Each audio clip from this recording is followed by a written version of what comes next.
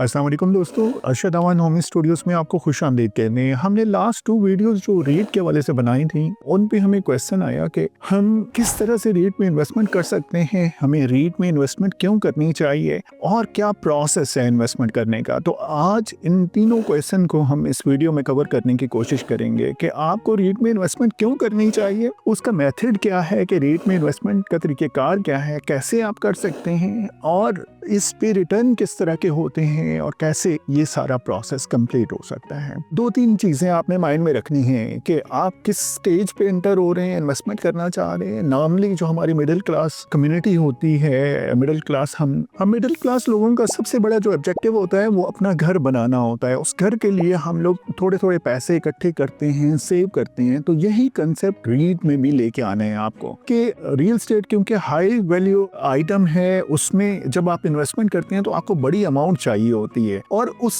Amount को save करने के लिए आपको कोई ऐसा इन्वेस्टमेंट मॉडल चाहिए जहां पे आप अपनी मंथली थोड़ी थोड़ी इन्वेस्टमेंट करते रहें और वहां से आपको रिटर्न मिलता रहे और वहां पे एक बड़ा फंड बन जाए। तो पहला तो ये है कि आपने यहाँ पे थोड़ी थोड़ी इन्वेस्टमेंट्स करनी है और बहुत स्टेबल प्रोजेक्ट्स होते हैं जो रीट के अंडर आते हैं, फुली रेगुलेटेड होते हैं और यहाँ पे आप चाहे 5,000 आपका मंथली सेविंग है या 10,000 है, आप वहाँ पे इन्वेस्टमेंट कर सकते हैं। और रीट में इन्वेस्टमेंट कैसे कर सकते हैं? आपने ब्रोकेज हाउस में अकाउंट ओपन करवाना है। जैसे बड़े ब्रोकेज हाउस हैं जो स्टॉक एक्सचेंज में काम करते हैं, उनमें से किसी एक में अपना अकाउंट ओपन करवाना है। उस अकाउंट का जो प्रोसेस होता है वो इसी तरह से होता है जैसे आप बैंक में अकाउंट ओपन करवा रहे होते हैं। आपको अपने डॉक्यूमेंट सबमिट करवाने होते हैं, आपको अपनी बैंक की इंफॉर्मेशन देनी होती है। कुछ लोगों में ये फियर होता है जब वो बैंक की इंफॉर्मेशन मांग रहे होते हैं, तो क्योंकि आजकल फ्रॉड स्कैम बहुत हो रहे हैं तो लोग अवॉइड करते हैं कि बैंक की इंफॉर्मेशन ना दें। लेकिन बैंक की इंफॉर्मेशन दिए बगैर आपका अकाउंट ओपन नहीं हो सकता, क्योंकि जब उन स्टॉक्स में, उन यूनिट्स में या रेट्स में जब डिविडेंड आएगा तो डायरेक्टली आपके बैंक अकाउंट में क्रेडिट होगा, तो बैंक की इंफॉर्मेशन आपको देना पड़ेगी। इसी तरह से जो बेसिक और इंफॉर्मेशन होती है तो वो आपको जैसे बैंक अकाउंट KYC होता है, इसी तरह से किसी भी ब्रोकेज हाउस में आप अकाउंट ओपन करवाते हैं और वहाँ उस अकाउंट के थ्रू आप बाइंग करते हैं। इन्वेस्टमेंट कितनी कर सकते हैं? जैसे मैंने अपनी पहले वाली वीडियोस में भी ये कहा कि आप 5,000 से लेके 10,000 तक आप इन्वेस्टमेंट स्टार्ट कर सकते हैं और जैसे जैसे आपकी मंथली सेविंग होती है उसमें आप इन्वेस्टमेंट करते रहते हैं। अच्छा, आपको जो मैंने इनिशियली वीडियो में बताया कि क्यों इन्वेस्टमेंट करनी चाहिए, क्योंकि ऑब्जेक्टिव जो आपका होना चाहिए कि आपने अपना घर बनाना है, चाहे वो छोटा सा घर हो, चाहे वो छोटा सा अपार्टमेंट हो, आपकी जो अकोमोडेशन है वो आपकी अपनी होनी चाहिए। उसके बाद आपको सेकंड इन्वेस्टमेंट आपको कमर्शियल में, ऑफिस या शॉप वगैरह में करनी चाहिए, ताकि अगर कहीं पे भी आप जॉब करते हैं, चाहे गवर्नमेंट में है चाहे प्राइवेट सेक्टर में है, तो जब रिटायरमेंट लाइफ आती है, एक स्टेज पे आप रिटायर होते हैं, तो उसके बाद आपके पास कोई ऐसी स्पेस होनी चाहिए जहाँ पे जाके बैठ के आप खुद काम कर सकें, खुद बिजनेस कर सकें या वहाँ से आपको पैसिव इनकम आती रहे रेंटल की सूरत में। अपना आपने ऑब्जेक्टिव रखना है कि ये 2 इन्वेस्टमेंट आपने करनी है। अब इनके लिए फंड इकट्ठे अगर आपने करने हैं तो वो रीट एक बेस्ट मॉडल है इन्वेस्टमेंट का, जहाँ पे आप थोड़ी छोटी सी इन्वेस्टमेंट्स करके आप ये ऑब्जेक्टिव कंप्लीट कर सकते हैं। तो इस तरह से ये आज की वीडियो का जो टॉपिक था कि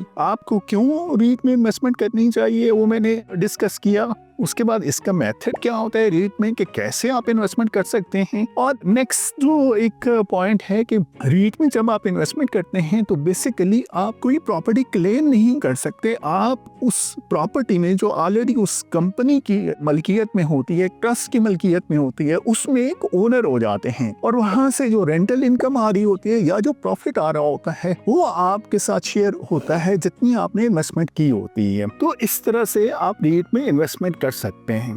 अच्छा, कुछ लोग घर बना के रेंट पे देते हैं, उनमें इन्वेस्टमेंट करते हैं। डेफिनेटली कुछ लोगों का ऑब्जेक्टिव ये होता है कि फिजिकली एक हमारी प्रॉपर्टी होनी चाहिए, लेकिन ऐसे लोग जो प्योरली रेंटल पर्पस के लिए प्रॉपर्टी बना रहे होते हैं उनका एक्सपीरियंस कभी कभार अच्छा नहीं रहता, क्योंकि जब किराएदार उन घरों में आके रहते हैं तो घरों की मेंटेनेंस करना, उन घरों को टेक केयर करना, वहाँ से रेंट कलेक्ट करना एक बहुत बड़ा चैलेंज हो जाता है। और स्पेशली अगर कोई ओवरसीज पाकिस्तानी और उसकी प्रॉपर्टी प्रॉपर्टी यहाँ पे हो तो उसके लिए चैलेंज ज़रा ज़्यादा हो जाता है कि कैसे रेंट मैंने कलेक्ट करना है और उस बिल्डिंग की मेंटेनेंस कैसे करनी है। लेकिन रीट में आपको एडवांटेज ये मिलता है कि एक पूरी प्रोफेशनल टीम होती है जो उस प्रॉपर्टी को मैनेज कर रही होती है, उसके रेंटल को मैनेज कर रही होती है, उसके मेंटेनेंस को देख रही होती है, उसमें कौन सी कंपनीज को आके वो बिल्डिंग रेंट पे देनी है वो कंपनी मैनेज कर रही होती है, और आपको वहां से जो रेंटल इनकम आती है वो आपके साथ शेयर हो रही होती है। तो इस वजह से रीट एक बहुत अच्छा मॉडल है रियल एस्टेट में इन्वेस्टमेंट का। हम होमी प्रॉपर्टीज के नाम से इस्लामाबाद में बिजनेस करते हैं और हम रीट में और प्रॉपटेक में अपने बायर्स की इन्वेस्टमेंट्स करवाते हैं। आप हमें कांटेक्ट कर सकते हैं हमारे यूट्यूब चैनल के थ्रू, फेसबुक के थ्रू और फोन नंबर के through. Keep in touch. Thank you so much.